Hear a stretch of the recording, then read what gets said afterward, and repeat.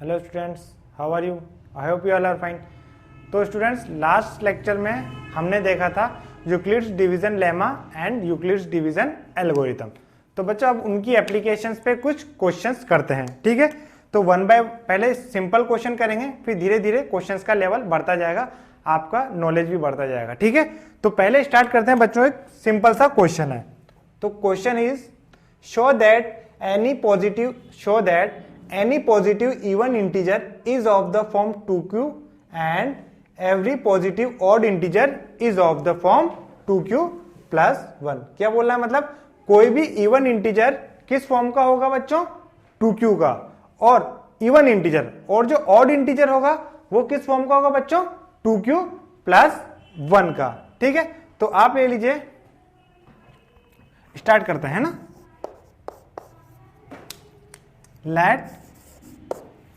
let x be any integer, x को integer मान लीजिए एंड x नहीं मानते आप, a मान लीजिए, है ना। a is any integer and b equal to 2। अब क्वेश्चन बच्चों, देन एक मिनट में लिखता हूं, then by Euclid's division lemma. देखो यूक्लिड्स डिवीजन लेमा क्या कहता है कि अगर कोई दो इंटीजर्स हैं, एग्जिस्ट करते हैं a and b, then there exist two integers q and r। को दो इंटीजर्स कौन से होंगे? q and r, such that a equal to bq plus r, है ना। तो देखो, तो हमने बोला a को कोई इंटीजर मान लीजिए और b इक्वल टू 2। तो बच्चों हमने क्या बेसिकली वो यूक्लिड्स डिवीजन लेमा क्या था? सिंपल डिविजिबिलिटी तो था। तो डिविजिबिलिटी में हम क्या देखते हैं? Dividend equal to divisor into quotient plus remainder. तो हमारा b क्या था? Actually divisor. अच्छा, अब आप पूछोगे कि सर हमने डिवाइजर मतलब जो b है वो 2 क्यों सेलेक्ट करा? तो बच्चों वो 2 इसलिए सेलेक्ट करा क्योंकि आपसे पूछा क्या है कि इवन इंटीजर है या ऑड इंटीजर है, ये चीज चेक करनी है आपको। तो किस फॉर्म का है? तो इवन और ऑड, और इवन और ऑड हम कैसे चेक करते हैं? अगर कोई नंबर मल्टीपल ऑफ 2 है तो वो इवन होगा, और अगर मल्टीपल ऑफ 2 नहीं है तो वो क्या होगा बच्चों? ऑड होगा। सिंपल सा डिविजिबिलिटी बाय 2 यही कहता है कि अगर कोई नंबर 2 से डिविजिबल है तो वो इवन है, अदरवाइज ऑड है। तो हमने इसीलिए बच्चों हमने b इक्वल टू 2 लिया, ठीक है। अच्छा, तो यूक्लिड्स डिवीजन लेमा से हम क्या कह सकते हैं बच्चों? a equal to 2q plus r। गलत बोला क्या मैंने? a equal to bq plus r है, b इक्वल टू 2 लिखा, तो a equal to 2q plus r। अच्छा, वेयर, तो बच्चों r की मैंने कुछ लिमिट बताई थी, वो होती है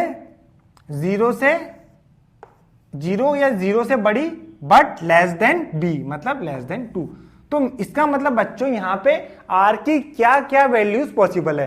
देखो r की वैल्यूज कहां लाई करती है? 0 या 0 से greater than but less then b। तो देखो ऐसे कौन से पॉजिटिव इंटीजर्स हैं जो 0 से तो लार्जर हैं बट लेस देन 2 हैं? समझ में आ रहा है? 0 या 0 से ग्रेटर हैं बट लेस देन 2 है। तो इसका मतलब आपको पता चला कि हाँ भाई r की वैल्यू तो सिर्फ 2 ही पॉसिबल है, r इक्वल टू 0 और r इक्वल टू 1, क्योंकि 2 से लेस देन है 1 है, 0 और 0 से बड़ा है, मतलब ये 1 तक आ गया, 2 से तो लेस होना चाहिए। तो r की वैल्यू आ गई बच्चों आपके पास 0 एंड 1। अच्छा, अब क्या करना है बच्चों? आपको r की वैल्यू पुट करनी है यहां पर।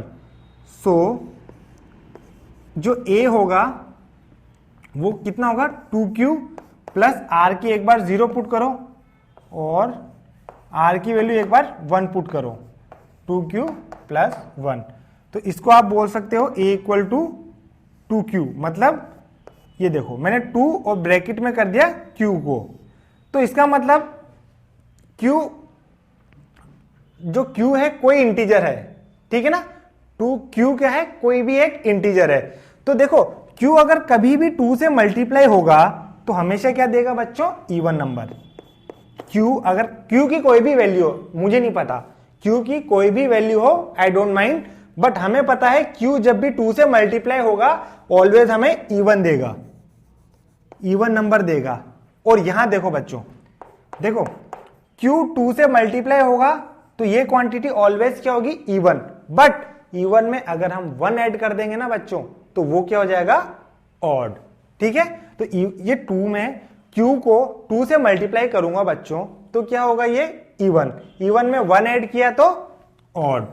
तो आपको पता चल गया कि जो इवन इंटीजर है वो किस फॉर्म का होगा, 2Q फॉर्म का, और जो ऑड इंटीजर है वो किस फॉर्म का हो गया, 2Q प्लस 1। ठीक है, सो आप लास्ट में लिख देंगे, so even integer is of form 2Q and odd integer is of form 2Q plus 1। ठीक है, तो ये हर केस में सही है।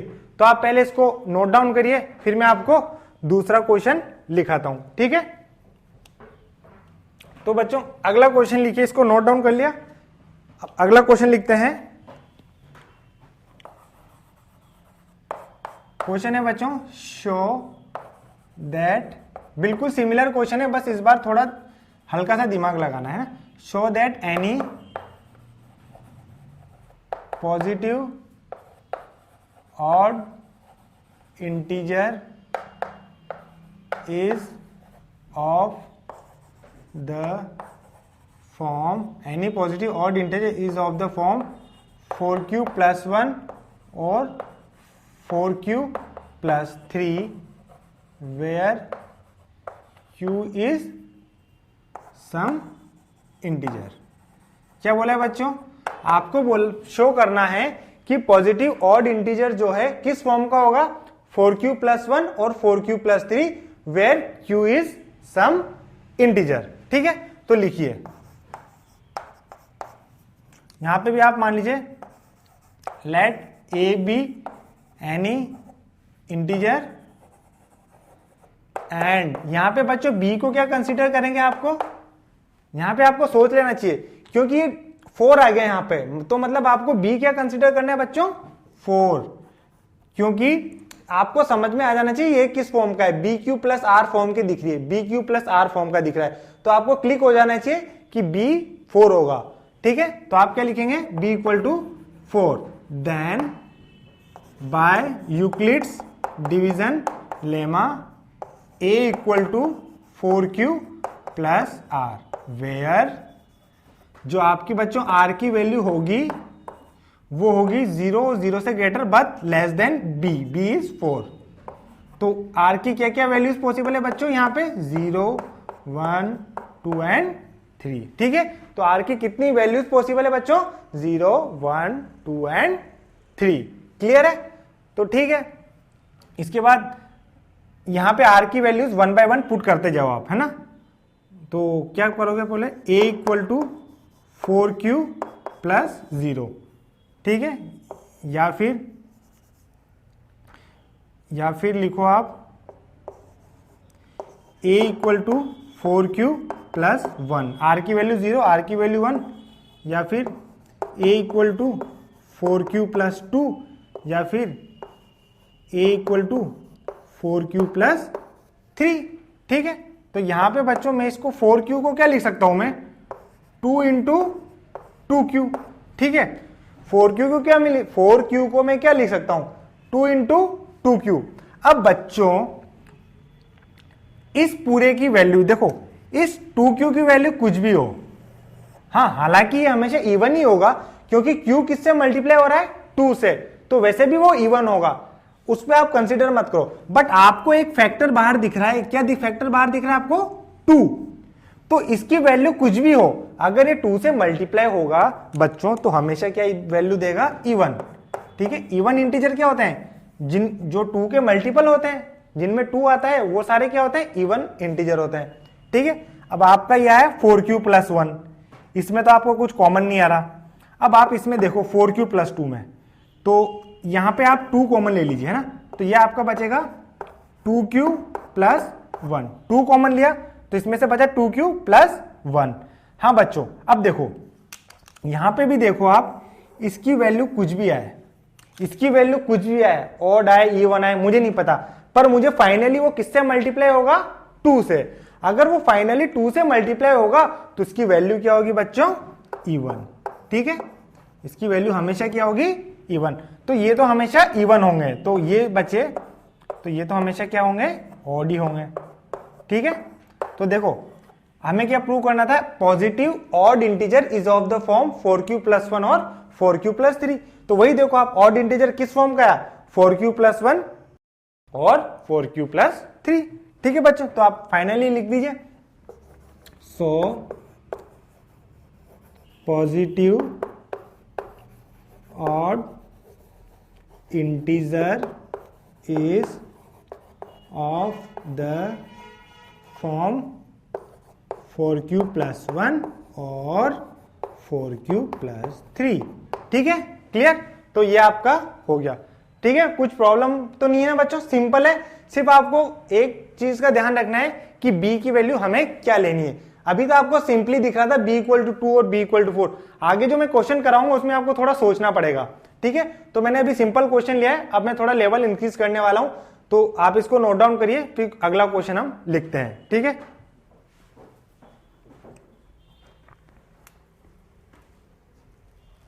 तो बच्चों अगला क्वेश्चन है, show that square of an odd integer is of the form 4q plus 1 for some integer q। तो देखो दो चीजें ध्यान में रखो आप, पहले तो बोला है स्क्वायर। ठीक है, तो स्क्वायर करना है किसका, ऑड इंटीजर का। ठीक है, आपको पूछा है square of an odd integer is of the form 4q plus 1 for some integer q। तो बच्चों स्टार्ट करते हैं, let a be an odd integer. a को क्या मान लेते हैं, ऑड इंटीजर। ठीक है, अच्छा, सो ऑड इंटीजर, तो a को ऑड इंटीजर मान लेते हैं। तो a किस फॉर्म का होगा बच्चों, हमने देखा था ऑड जो होता है वो किस फॉर्म का होता है, 2q प्लस 1। ठीक है, तो इसको हम मान लेते हैं, एक्चुअली q तो हमें लाना है, तो हम q नहीं ले रहे। अब आप मान लीजिए 2m प्लस 1, वहीं लिख दीजिए for some integer m। m कोई इंटीजर है बच्चों, m कोई इंटीजर मान लिया, मुझे नहीं पता इसकी वैल्यू क्या है, बट ये कोई एक इंटीजर है, इवन हो या ऑड हो, आई डोंट केयर। तो देखो बच्चों, तो ये 2 से मल्टीप्लाई होगा तो हमेशा इवन होगा, और इवन में 1 कर देंगे तो ऑड हो जाएगा। तो हमने पहला क्वेश्चन यही देखा था, उसमें हमने देखा था ऑड इंटीजर किस फॉर्म का था, इस फॉर्म का ही तो था 2q प्लस 1 या 2m प्लस 1। वहां पे q को इंटीजर था, हमने यहां पे बोल दिया m को इंटीजर है, तो हमारा जो कोई ऑड इंटीजर है वो इस फॉर्म का हो गया 2m प्लस 1। ठीक है, तो अब आपसे बोला है square of an odd integer, so a square करना है आपको। ठीक है ना, तो a स्क्वायर करना है तो आप इसका स्क्वायर कर दीजिए, 2m प्लस 1 का होल स्क्वायर कर दीजिए। ठीक है बच्चों, अब 2m प्लस 1 का आप होल स्क्वायर करने जा रहे हैं, तो a plus b whole square क्या होता है बच्चों, a स्क्वायर मीन्स 2m का square means 4m square plus 2ab means 4m plus b square means 1। अब आप बच्चों क्या करिए, इन दोनों में से 4 कॉमन ले लीजिए। 4 कॉमन ले लिया तो आपका इधर से बचा m स्क्वायर, इधर बचा m प्लस 1। ठीक है, अच्छा, अब आप क्या करिए बच्चों, ये जो m स्क्वायर प्लस 1 आया ना, इसको आप कोई इंटीजर मान लीजिए q, 4q plus 1 where q equal to m square plus m। ठीक है, तो आपने q को क्या माना बच्चों, m स्क्वायर प्लस m। तो बच्चों देखो, आपने कोई ऑड इंटीजर लिया, उसका स्क्वायर किया, तो वो किस फॉर्म का आ गया बच्चों, 4q प्लस 1। ठीक है, अब q की भी कोई इंटीजर है, q इज सम इंटीजर, तो हमने बोल दिया ना m कोई इंटीजर है, तो वैसे ही m की कुछ वैल्यू होगी तो उससे भी इंटीजर की वैल्यू, इंटीजर का एडिशन है तो इंटीजर ही तो आएगा, तो q भी क्या हो गया, एक इंटीजर। तो हमने कह दिया q को इंटीजर है जिसकी value m square plus m है। तो जो आपका जो स्क्वायर ऑफ एन इंटीजर आया बच्चों वो किस फॉर्म का आया, 4q+1। आपने ऑड इंटीजर क्या लिया बच्चों, 2m+1। हाँ, पिछले क्वेश्चन में हमने देखा था कि जो स्क्वायर ऑफ ऑड इंटीजर है वो 4q+1 और 4q+3 फॉर्म का भी होता है, पर वहां पे b की वैल्यू क्या थी बच्चों, 4। आप उसको भी लेके कर सकते हैं, कोई परेशानी नहीं है, पर यहां से हम सिंपली 2m+1 से हमारा काम चल रहा है तो हम कर दिया। आप 4q+1 या 4q+3 मतलब 4m+1 या आप 4m+3 लेके भी करते हैं ना, दोनों केस उसमें आप सोल्व करते, उनका स्क्वायर लेते, तो बच्चों यही फॉर्म आती। तो आपको ज्यादा डीप में जानना नहीं है, तो ऐसे भी काम चल जाएगा। पर कुछ केसेस ऐसे होंगे जब उस 2m+1 से काम नहीं चलेगा, तो हमें क्या करना पड़ेगा, 4m+1 या 4m+3 करना पड़ेगा। तो वही चीज हम नेक्स्ट क्वेश्चन में अभी देखेंगे। तो आपका जो स्क्वायर ऑफ ऑड इंटीजर आया वो किस फॉर्म का है बच्चों, 4q+1, और वही आपको प्रूव करना था।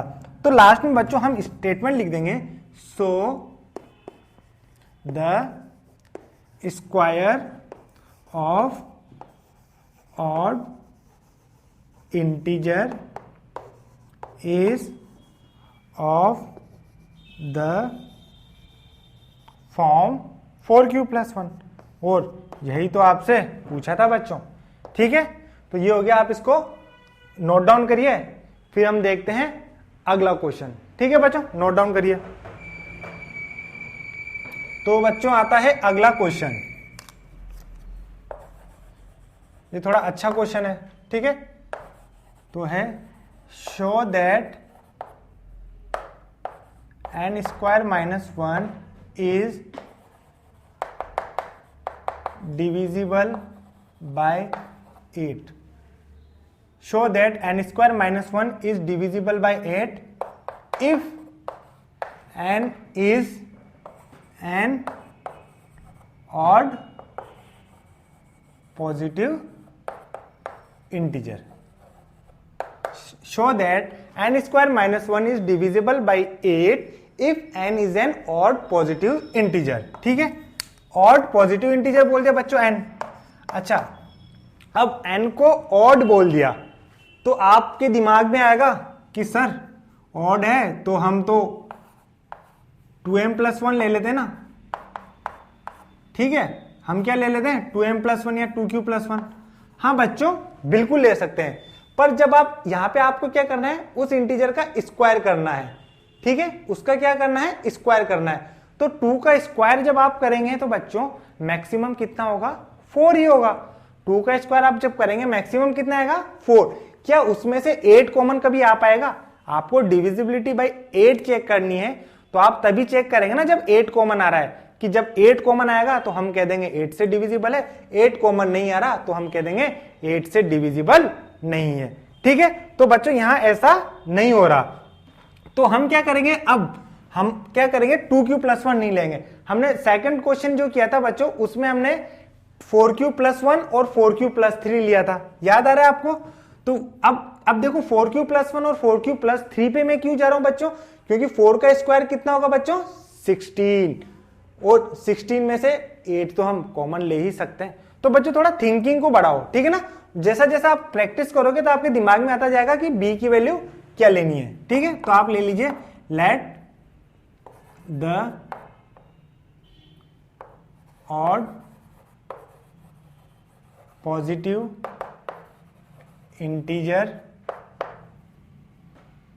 is n क्या है आपका, odd positive integer, let the odd positive integer is 4q+1 और 4q+3, कुछ भी हो सकता है, आपको नहीं पता, हम दोनों केसेस में चेक करने वाले हैं। तो ठीक है, तो केस 1 बच्चों, दोनों केस बता रहा हूं मैं, ध्यान रखिए। केस 1 क्या है, जब n इक्वल टू कितना है बच्चों, n है आपका 4q+1, n है आपका 4q+1। तो बच्चों n² - 1 कितना होगा, n कितना है, 4q+1 का whole square minus 1, a + b whole square, तो a² + 2ab + b², तो 16q² प्लस 8q + 1, एंड ये -1 तो है ही सही, 1 से 1 कैंसिल हो गया, ये बचा 16q² + 8q। तो बच्चों क्या 8 कॉमन दिख रहा है आपको? हाँ बिल्कुल दिख रहा है। 8 कॉमन लिया तो 2q स्क्वायर प्लस q बचा, ठीक है। तो आप यहां पर इसको कुछ इंटीजर मान लीजिए, मानने की जरूरत भी नहीं है, यहीं से पता चल रहा है आपको 8 कॉमन आ गया तो इसका मतलब ये डिविजिबल बाय 8 है। आपको कुछ कॉमन लेने की जरूरत नहीं, यहां पे 8 कॉमन आ गया तो आप कह सकते हैं कि n स्क्वायर माइनस 1 है इज डिविजिबल बाय। तो आप यहां क्या लिख सकते हैं? सो n square minus 1 is divisible by 8। तो बच्चों ये तो था आपका केस फर्स्ट। अब आप ये भी तो सोचो केस 2 भी तो हो सकता है बच्चों, 4q प्लस 3, इस पे भी चेक करें। अगर दोनों में सेटिस्फाई हो रहा है तो हम कह देंगे कि n square minus is divisible by 8। तो बच्चों n है आपका 4q प्लस 3, ठीक है। तो आपकी n स्क्वायर माइनस 1 कितना होगा बच्चों? n कितना है? 4q प्लस 3 का होल स्क्वायर और माइनस 1। तो बच्चों ये देख लो a स्क्वायर मतलब 16q square plus 4 3 12, 12 plus 24, 24q plus 9 minus 1, ठीक है। 16q square, 4 3 12, 12 2 24q plus 9 minus 1, ये आपका जाएगा 16q square plus 24q, 9 minus 1 is 8। इसमें से भी आप बच्चों 8 कॉमन ले सकते हैं तीनों में से। तो इसमें से बचेगा 2q स्क्वायर प्लस यहाँ पे बचा 3q प्लस 1। तो ये आपका है n स्क्वायर माइनस 1।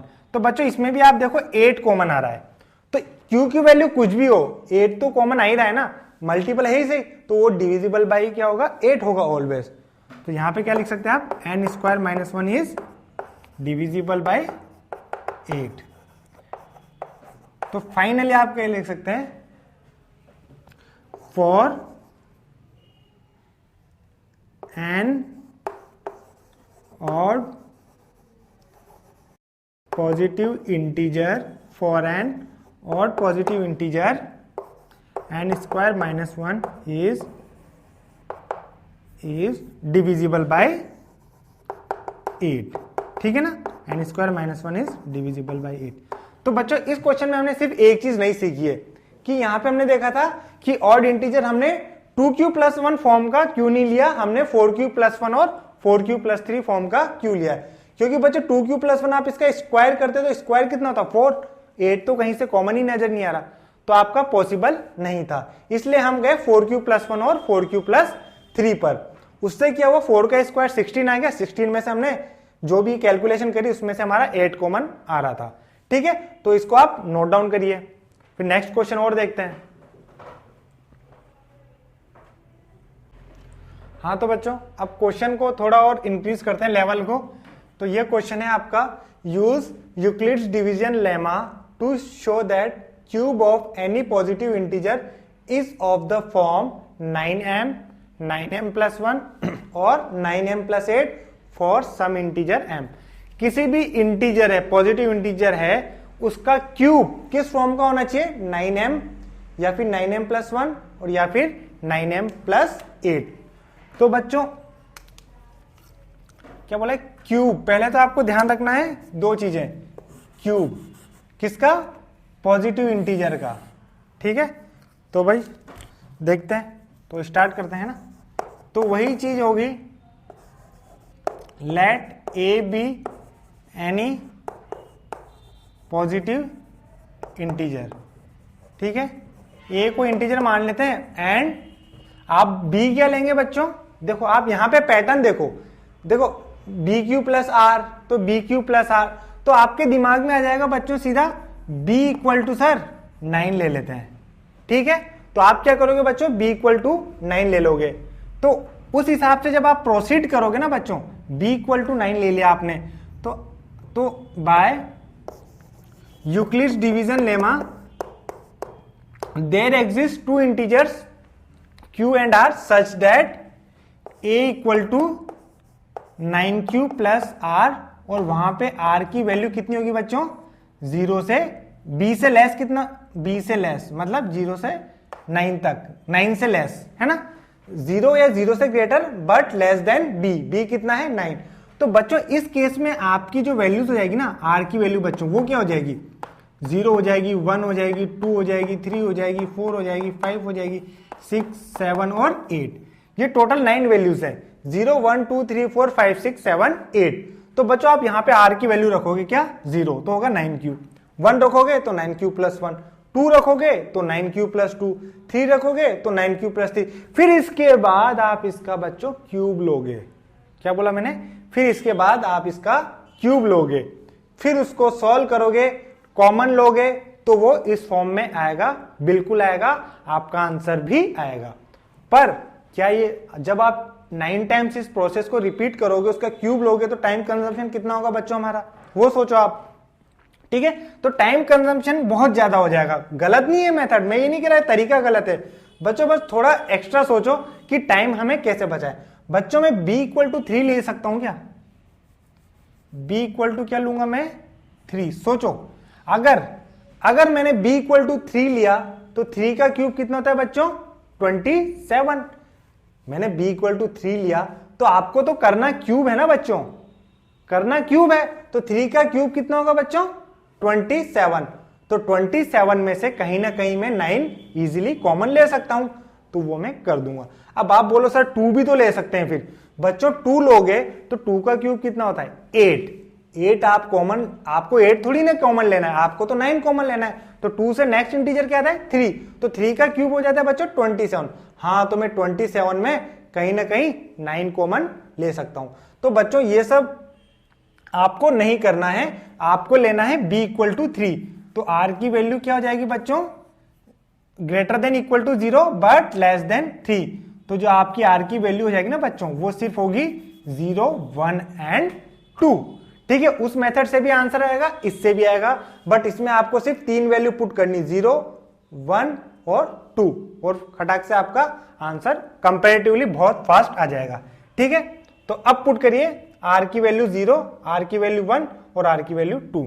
तो स्टार्ट करते हैं एक एक केस को। ठीक है बच्चों, केस 1 r इक्वल टू 0, तो आपका a होगा 9q प्लस 0। तो अब आपको क्यूब है ना, कोई इंटीजर है उसका क्यूब, तो इसका क्यूब लोगे 9q का होल क्यूब। ठीक है, तो इसका क्यूब कितना होगा बच्चों, 729।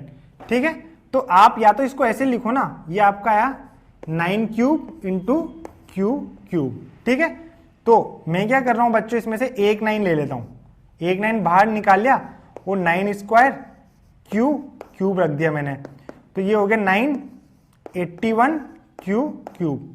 81 इंटू 9 आपका 729 ही तो होगा, 9 का क्यूब कितना होता है 729। तो देखो बच्चों, इस पूरे पार्ट को मैं क्या बोल देता हूं, m, where 81 cube equal to m। देखो मैंने क्या किया, किसी इंटीजर का क्यूब किया तो मैंने एक 9 तो बाहर रख लिया और बाकी सब अंदर रखा। मैंने एक 9 क्यों बाहर रखा, क्योंकि मुझे इस फॉर्म का चाहिए था, तो मुझे 9 कॉमन चाहिए था, मैंने 9 कॉमन ले लिया, बचे हुए को मैंने m बोल दिया। तो बच्चों ये क्यूब किस फॉर्म का हो गया, 9m फॉर्म का। क्या उसी का होना चाहिए था, इन तीनों में से किसी का होना चाहिए, और वो बिल्कुल हुआ। तो केस फर्स्ट हमारी कंडीशन को सेटिस्फाई कर रहा है। केस 2 में हम लेंगे r इक्वल टू 1 और केस 3 में लेंगे r इक्वल टू 2। तो आप इसको नोट करिए, फिर मैं लिखता हूं केस 2। ठीक है, तो इसको आप नोट करिए। केस 2 में बच्चों क्या लेंगे, r इक्वल टू 1। फिर अगेन वही करना है, कुछ डिफरेंट नहीं करना, उसका अगेन फिर क्यूब लेना है और 9 कॉमन लेके देखना है कुछ आ रहा है, और 9 कॉमन आने पर ये कंडीशन हमारी बन रही है या नहीं बन रही है। ठीक है, तो चलिए केस 2 करते हैं। केस 2 क्या कहता है बच्चों, r इक्वल टू 1। तो r इक्वल टू 1 लेंगे तो आपका a किस फॉर्म का जाएगा, 9q प्लस 1। a हो जाएगा बच्चों आपका 9q प्लस 1। इसका आपको लेना है क्यूब, तो आप लिखिए 9q प्लस 1 का होल क्यूब। तो a plus b whole cube, कितना था बच्चों, a cube plus b cube plus 3a square b plus 3ab square. ठीक है, तो 9q का होल क्यूब, 9 का क्यूब होता है 729, 729। तो इसको 729 को आप लिख लीजिए और क्यूब, ठीक है, plus 3a square b, 3 into 9 square, 9 square is 81, 81 इंटू 3 is 243 q square, plus 3ab square, 3 into 9 27 q, and 1 का क्यूब इज 1। ठीक है, तो बच्चों मैंने क्या, ये आपका हो गया। तो मैं क्या कर रहा हूं, इन तीनों में से 9 कॉमन ले लेता हूं, इन तीनों में से 9 कॉमन ले लूंगा, तो इधर तो बचेगा 81 क्यूब, प्लस इसमें से 9 कॉमन ले लूंगा, इसमें से 9 कॉमन ले लूंगा तो बचेगा 27 क्यू स्क्वायर, और इसमें से 9 कॉमन ले लूंगा तो बचेगा 3q, फिर प्लस 1 तो है ही सही। अब मैं क्या कर रहा हूं, इस पूरे पार्ट को m मान लेता हूं, तो मेरा ये किस फॉर्म को आ जाएगा बच्चों, 9m प्लस 1, वेयर m कितना होगा बच्चों आपका 81 cube plus 27 Q square plus 3q। कोई गलत बोला क्या बच्चों, मैंने क्या बोला, इसको m मान लिया, तो ये किस फॉर्म का हो गया 9m प्लस 1। और अच्छा, तो हमें यही तो देखना था कि हमारा 9m का होना चाहिए फॉर्म का, या 9m प्लस 1 का होना चाहिए, या 9m प्लस 8 का होता है। तो बच्चों 9m प्लस 1 का है, तो मतलब अभी तक केस 2 भी हमें सेटिस्फाई कर रहा है। तो बच्चों अब लेते हैं केस 3। अब आते हैं केस 3। केस 3 में बच्चों कितना होगा, r इक्वल टू 2। ठीक है, तो वही चीज, तो a होगा आपका 9q प्लस 2, तो a क्यूब कितना हो जाएगा 9q प्लस 2 का होल क्यूब। ठीक है, तो इसको आप लिख लीजिए 9 का cube, it will be again 729 cube plus 3a square b, 3 9 square is 81, 81 इंटू 3 is 243, 243 into 2 is 486 Q square plus 3ab square, 4 into 9 is 36, 36 into 3 is 108 Q plus 8। ठीक है, ये इस हो गया। अब बच्चों इसमें से अब मैं क्या कर रहा हूं, अगेन इस तीनों में से 9 कॉमन ले लेता हूं, तो इसमें तो बचेगा मेरा 81 क्यू स्क्वायर। ठीक है, तो यहां पे मेरा बचेगा 54, सॉरी ये क्यूब है, ये बचेगा 54 क्यू स्क्वायर, फिर 9 हुआ, तो अगेन यहां पे मेरा बचेगा 9 कॉमन लिया, तो बचा मेरा 1 और 2, 1 2 क्यू प्लस 8। ठीक है, इस सबको मैंने बोल दिया बच्चों m, तो मेरा ये किस फॉर्म का हो गया 9m प्लस 8, वेयर जो m है मेरा क्या है 81 cube plus 54 Q square plus 12 Q. ठीक है, कैलकुलेशन ठीक है। तो ये हमारा किस फॉर्म का, तो हमने देखा कि हमारा जो फॉर्म आया था 9m आया था पहले में, तो केस 2 में आया 9m प्लस 1 और केस 9m प्लस 8, और यही तो हमें प्रूव करना था बच्चों। तो लास्ट में लिख लीजिए, सो cube of any positive integer is of the form 9m plus 1 और 9m प्लस 8। ठीक है बच्चों, तो ये सारे यूक्लिड्स डिवीजन लेमा पे हमने क्वेश्चंस कर लिए। अब बच्चों मैंने एक लास्ट क्लास में आपको यूक्लिड्स डिवीजन एल्गोरिथम से 2 नंबर्स का तो एचसीएफ फाइंड करना सिखा दिया था। ठीक है, तो मैंने देख लिया था 2 नंबर्स का एचसीएफ कैसे फाइंड करते हैं। तो सेम अब आपका जो नेक्स्ट है टॉपिक, उसमें हम देखेंगे finding the HCF of 3 numbers. ठीक है, कितने नंबर्स का एचसीएफ फाइंड करना है 3, कुछ डिफरेंट नहीं है। हमें क्या करना है, मेथड बिल्कुल सेम रहेगा, हमें पहले 2 नंबर्स का एचसीएफ फाइंड करना है, तो उनका जो एचसीएफ आता है वो और थर्ड नंबर, फिर उन दोनों का एक HCF फाइंड करना है और जो फाइनल रिजल्ट आएगा वही आपका HCF होगा।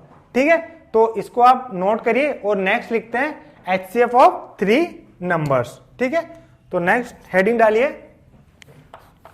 फाइंडिंग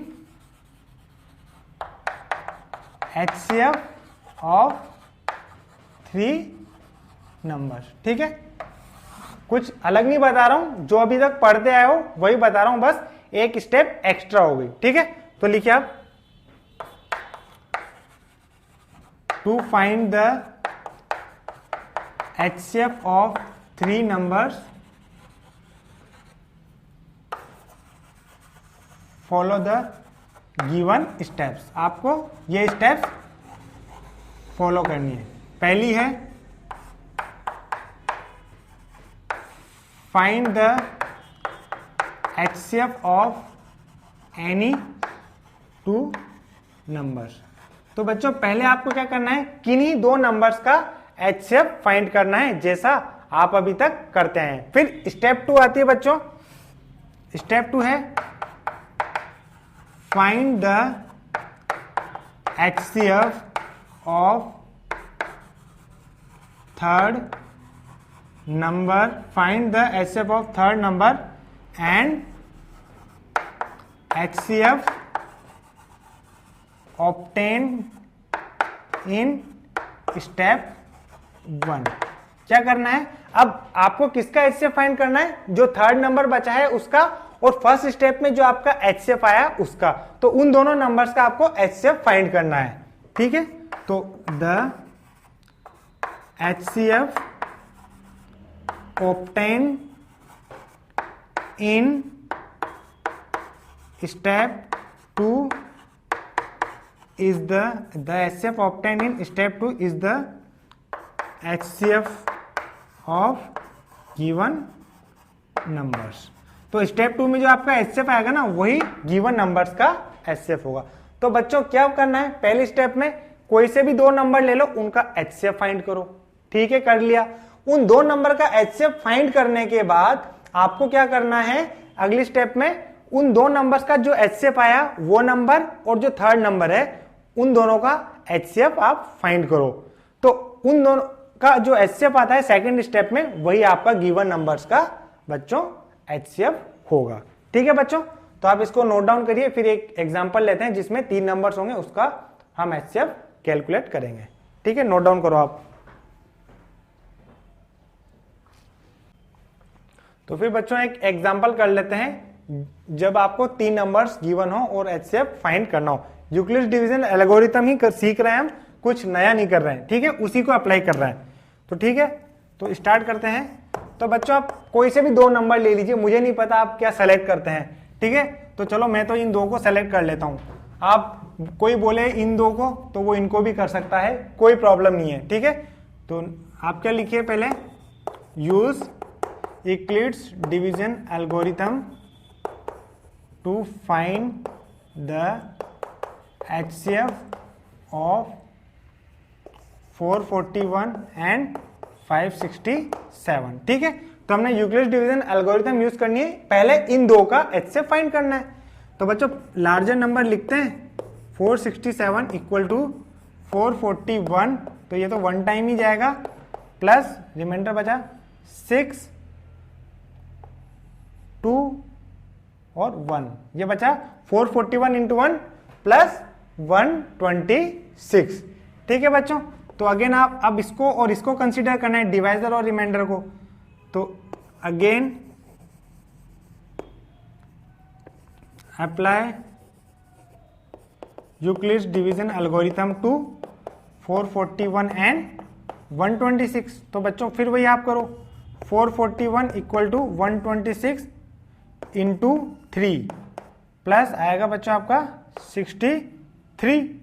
ठीक है, फिर आपको अगेन यूक्लिड्स डिवीजन एल्गोरिथम लगानी है इन दोनों पे। तो आपका आएगा 126 इक्वल टू 63 इंटू 2 प्लस 0। अच्छा बच्चों, मैंने क्या कहा था, जिस स्टेप पे रिमाइंडर 0 आ जाता है उस स्टेप का डिवाइजर ही आपका HCF होता है। ये हम यूक्लिड्स डिवीजन एल्गोरिथम में देख चुके हैं। तो आपका HCF 0 आ गया, तो इस स्टेप का जो डिवाइजर है, इस स्टेप का जो डिवाइजर है वही HCF है इन दोनों का। ठीक है, तो आप क्या लिखेंगे बच्चों, HCF 441 और 567 इक्वल टू 63। तो आपने लिख दिया इन दोनों का HCF आ गया 63। अब नेक्स्ट स्टेप क्या है, ये जो HCF आया है स्टेप 1 में और जो थर्ड नंबर है उन दोनों का भी आपको यूक्लिड्स डिवीजन एल्गोरिथम से HCF निकालना है। तो उस स्टेप में जो HCF आता है वही आपका फाइनल HCF होता है। इसको नोट करिए, मैं कंटिन्यू कर रहा हूं क्वेश्चन को, पहले आप इसे नोट करिए। तो ठीक है, आप ट्राई करिए, खुद से ट्राई करिए, आप इजीली फाइंड करते हैं। बस इस बार सिर्फ एक बार यूक्लिड्स डिवीजन एल्गोरिथम ही लगानी हो, कुछ डिफरेंट नहीं कर रहे हम, ठीक है ना, उससे आपका आंसर इजीली आ जाएगा। तो आप खुद से ट्राई करिए एक बार। देखिए अब मैं लिखता हूं, नाउ लिखते हैं use Euclid's division algorithm to find HCF of, third number क्या है बच्चों, थर्ड नंबर क्या है 693 एंड, और स्टेप 1 का HCF क्या है 63। ठीक है, तो आप क्या लिखेंगे बच्चों, 693 इक्वल टू 63 इंटू, बच्चों ये 10 टाइम्स आएगा 630 और 63, तो ये बच्चों 11 टाइम्स में पूरा ही आ जा रहा है। ठीक है, तो यहां पे पहली स्टेप में ही जो रिमाइंडर आपका बच्चों 0 आ गया, पहली स्टेप में ही रिमाइंडर 0 आ गया, और रिमाइंडर 0 आ जाता है उस स्टेप में जो डिवाइजर होता है वही आपका HCF होता है। तो जो फाइनल HCF है ना बच्चों आपका वो 63 है। तो आप क्या लिखेंगे, सो ये आपका फाइनल HCF है बच्चों, जो 3 नंबर्स गिवन थे ना उनका। So the HCF of 441, second number था 567 एंड 693 इज 63। तो ठीक है बच्चों, ऐसे हम कोई भी 3 नंबर्स हो उनका भी HCF फाइंड कर सकते हैं। सिर्फ आपको 2 नंबर्स का HCF फाइंड करना आना चाहिए, बाकी मैंने कुछ डिफरेंट नहीं बताया। ठीक है ना, उसी मेथड को हमने सिर्फ 2 बार यूज किया है। पहले तो इनिशियल 2 नंबर्स का निकालो, फिर उसका HCF, और थर्ड नंबर आ रहा है उन दोनों का भी HCF निकालो। जो स्टेप 2 में फाइनल HCF आ रहा है that will be your HCF of given 3 number. ठीक है बच्चों, तो आई होप आपको आज का लेक्चर्स क्लियर होगा। जो क्वेश्चन समझे अलग अलग वैरायटी के लिए थे, तो सारे क्वेश्चंस धीरे धीरे लेवल बढ़ाए और अच्छे क्वेश्चन तक करें। ठीक है बच्चों, तो फिर आई होप आपको ये क्लियर हो गया होगा। तो मिलते हैं नेक्स्ट लेक्चर में। Thank you.